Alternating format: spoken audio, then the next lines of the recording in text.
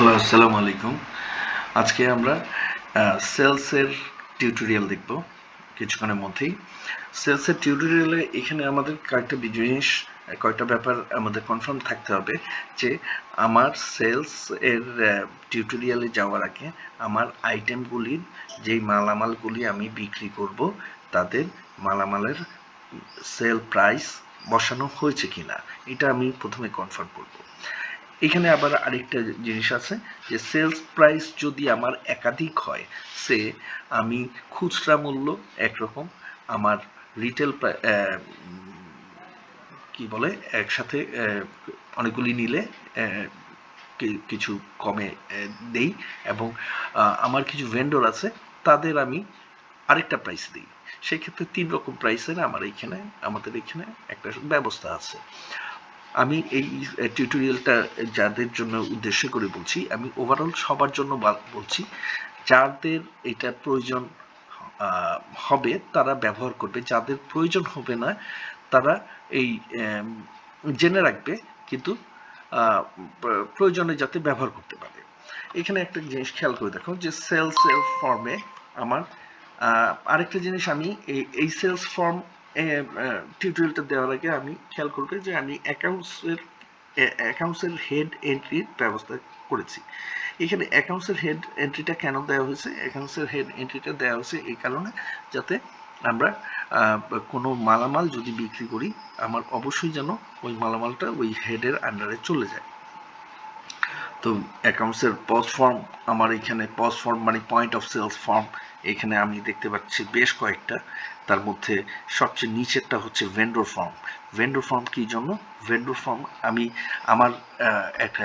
আমার যে সেল পয়েন্টটা আছে, এই সেল পয়েন্টে আমি যদি একই সাথে খুচরো বিক্রি করি, আমি একই সাথে ভেন্ডরের কাছেও বিক্রি করি, এবং ওই ফর্ম দিয়ে আমি সব কিছু চালাতে চাই, সেই ক্ষেত্রে অবশ্যই আমি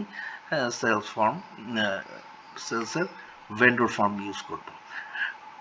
এইখানে একটা জিনিস খেয়াল করার বিষয়, সেলসের ভেন্ডর ফর্ম ইউজ করি আর পজ ফর্ম যেটা ইউজ করি, আমাদের এখানে এই পজ ফর্ম, আমি সেলসের পজ ফর্ম প্রথমটাই দিচ্ছি। এখানে সেলসের পজ ফর্ম আমি সবসময় বলি যে আমরা যখনই একটা ফর্ম দিব, এইখানে যারা কাজ করতেছে তারা কিন্তু সফটওয়্যার এক্সপার্ট হিসেবেই কাজ করতেছে। তারা কিন্তু একটা আর্ন করা নতুন কম্পিউটারে বসছি, আমি এই জিনিস কাজ করতে আসছি, আমি কিন্তু তাদের বসাই নাই। সুতরাং এইখানে যারা বসবে তাদের ব্রেন ওয়ার্কটা একটু ভিন্ন হবে, এবং তারা চোখ, কান, নাক, মুখ সব দেখে শুনে কাজ করবে।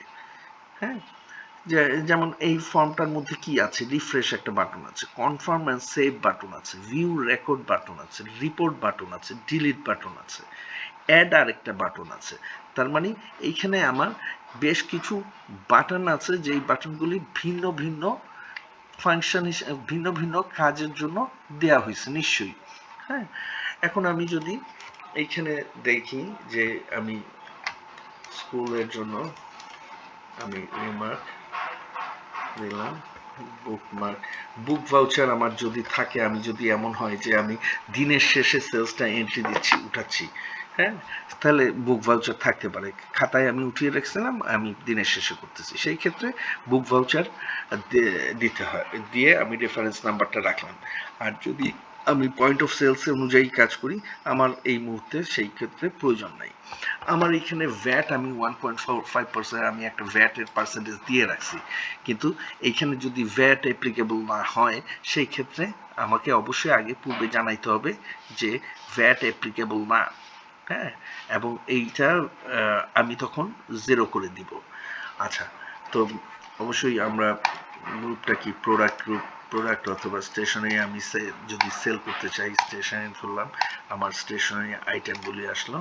আইটেম আসার সাথে সাথে আমার রেট এবং স্টোরে কতটুকু আছে সেটা আমি দেখে নিতে পারি। এখানে আবার দেখা যাচ্ছে যে ম্যাটাডোর হাই স্কুল, এইটার আইটেমের প্রাইস রেট নাই। তার মানে রেট না থাকলে কিন্তু আমি বিক্রি করতে যাব না। আমি অবশ্যই আগেই বলেছি, আমার কিছু কিছু জায়গায় আমার যেমন পেমেন্টের বা পেমেন্টের ধরনটা কি ধরনের, এইটা আমার অবশ্যই থাকতে হবে, আমার রেট থাকতে হবে, স্টোরে মালামাল থাকতে হবে।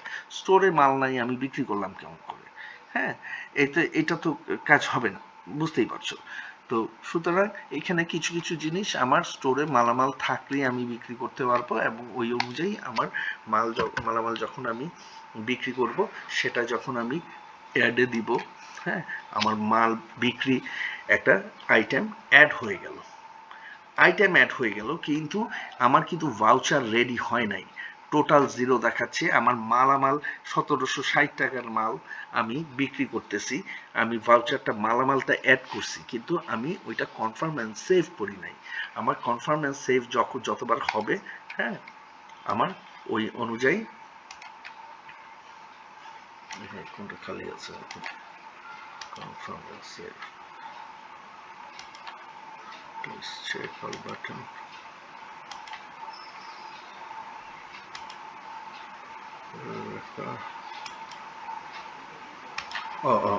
ডিসকাউন্ট, এইটা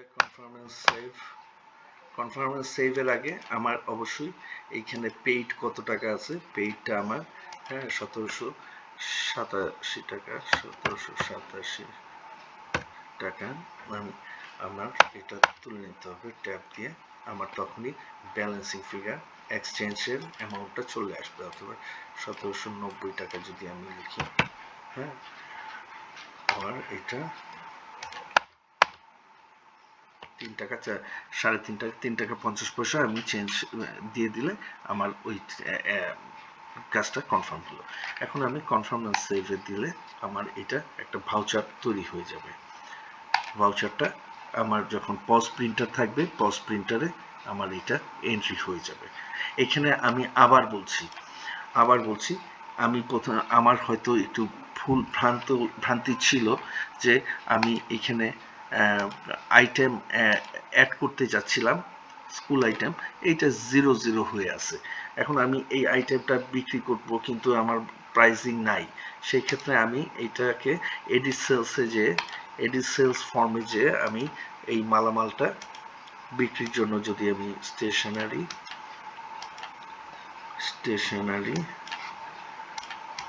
যদি আমি মেটেরিয়াল হাই স্কুল, হ্যাঁ, রিটেল প্রাইস নাল মারি নাই, প্রাইস রিটেল নাই, ভেন্ডর প্রাইস নাই, রেগুলার প্রাইস নাই, হ্যাঁ, আমি এটা সব ক্ষেত্রেই রিটেল প্রাইস আমার, হ্যাঁ, 60 টাকা, রেগুলার প্রাইস আমার 65 টাকা, এবং ভেন্ডর প্রাইস আমার 62 টাকা। সেই অনুযায়ী চেঞ্জ প্রাইসে ক্লিক করলাম। আমার এরপর যখনই আমি চেঞ্জে আসবো, আমার এইটা চেঞ্জ হয়ে যাবে।